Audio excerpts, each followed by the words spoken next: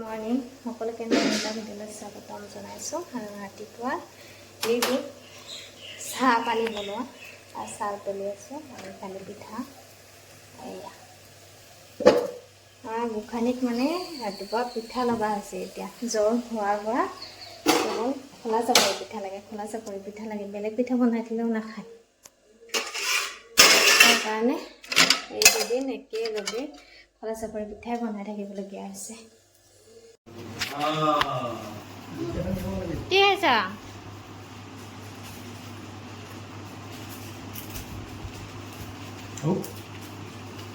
পিঠা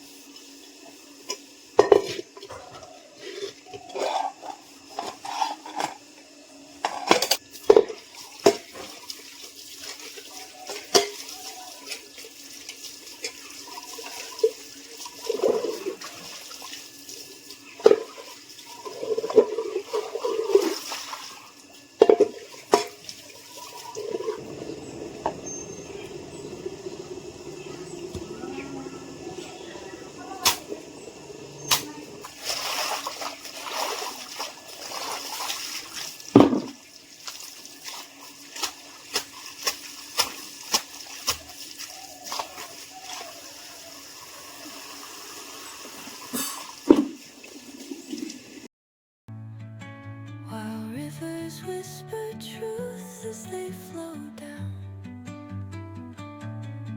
and their songs entwine with the trees that stand, knotted in time by nature's hand, each echoing step on the forest floor.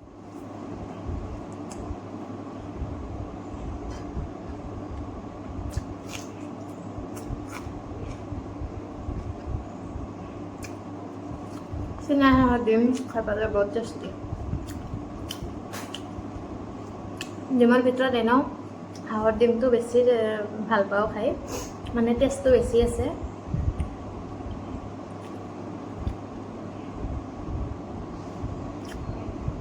তাতে আৰু মাই দি পঠাইছে নৰমত মানে নিজে কিবা এটা খালে যে ক'লেও মনত পৰে আৰু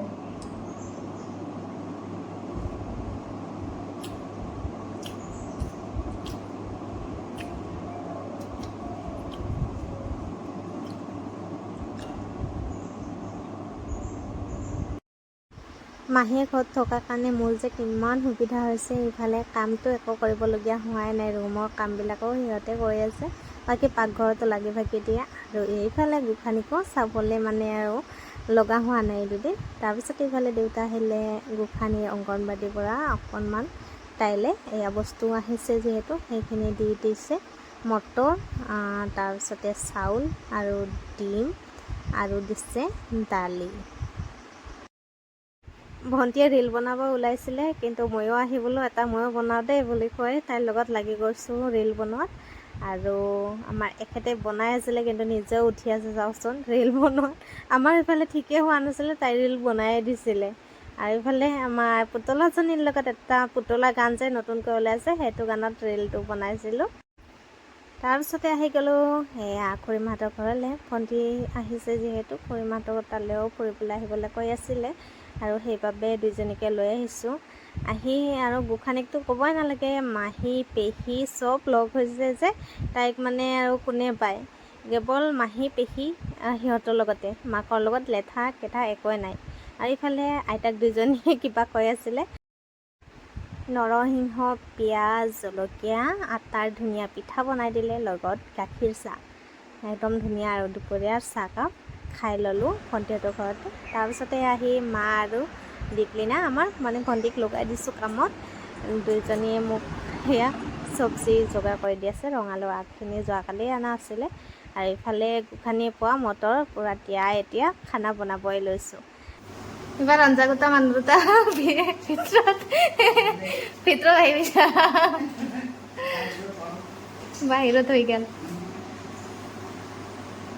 এনেকুৱা আলহী আহিলে আৰু কি লাগে। ৰাতিপুৱা বনালে, এতিয়াও বনাই বোলে।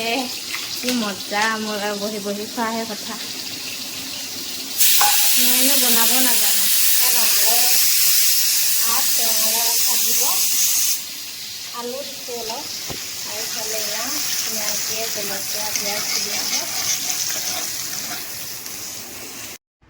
পাকঘৰৰ দায়িত্ব আৰু গোসানীৰ দায়িত্ব মাহীয়েকহঁতক দি মই বিন্দাছ আছোঁ। এইবাৰ আকৌ ভণ্টিৰ লগত খেলি আছে আৰু কৈ আছে আজি যাম বুলি। সেইকাৰণে তাই মানে কাৰ লগত খেলিব সেয়া কৈ আছিলে। কাৰ গানে দিছে কৃষ্ণ গোসানী? ইফালে চাই দিয়া নালকে, কি ধুনীয়াকে গান গা।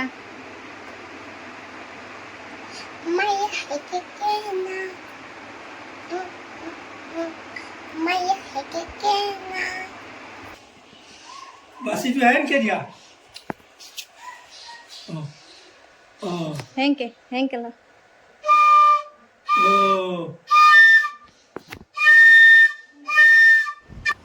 মাহী পেহী থাকিলে এইবিলাক কিবা কিবি বনাই থাকে। তাইও বহুত ভাল পাইছে কৃষ্ণ হৈ থাকিবলৈ। তাৰপিছতে এইফালে ভণ্টিও বনাই মেলি ৰেডি কৰিলে। ময়ো বনাইছোঁ বাৰু আধা আধি, তাইও বনালে আৰু মাও যোগাৰ পাতি কৰি দিলে। এয়া বেঙেনা বেচনত দিয়া আচাৰ, ৰঙালাও আগ ভাজি, আৰু এইয়া নিম তিতা। তাৰপিছতে জিকা ভাজি, ডিম বইল আৰু ঘুগুনি আছিলে আজিৰ ভাতৰ থালিতে। এই দুপৰীয়া থালিখনত নিৰামিষ, ধুনীয়াকৈ নিৰামিষ মানে ডিমটো আছে বাৰু।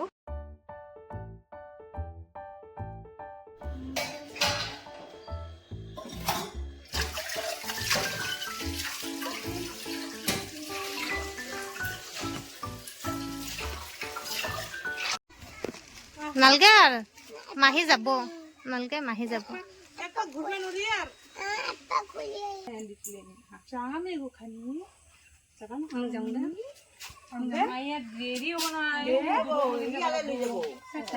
মাহীয়ে ঘৰৰ পৰা ফচুলাই হ'লেও পেহীয়েকে ৰাখিব পাৰিলে বাৰু, সেই এটা ভাল হৈছে।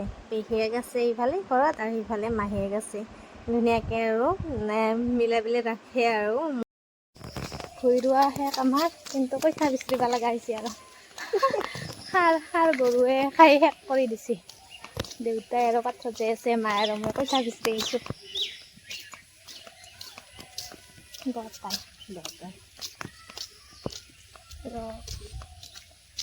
এতিয়াও সেয়ে নাই দেখোন, 5:30 বাজে। চাওকচোন কিমান কষ্ট কৰি খেতিখন কৰা গৈছিল, কিন্তু তাৰপিছত আকৌ ইয়াক কঠীয়া বিচাৰি ৰুবলগীয়া হৈছে। এতিয়া আকৌ ইয়াক কঠীয়া বিচাৰি আছোঁ, আছে বাৰু। জেঠাহঁতৰ ঘৰলৈ আহিছোঁ। এয়া ইফালে উঠাইছে আধা আছে। আমাৰ ইফালে এনেকুৱা হৈছে, আৰু বাকী পানীত কিমান মানুহৰ ক্ষতি হৈছে, চাবলৈ মানে বেয়া লাগে।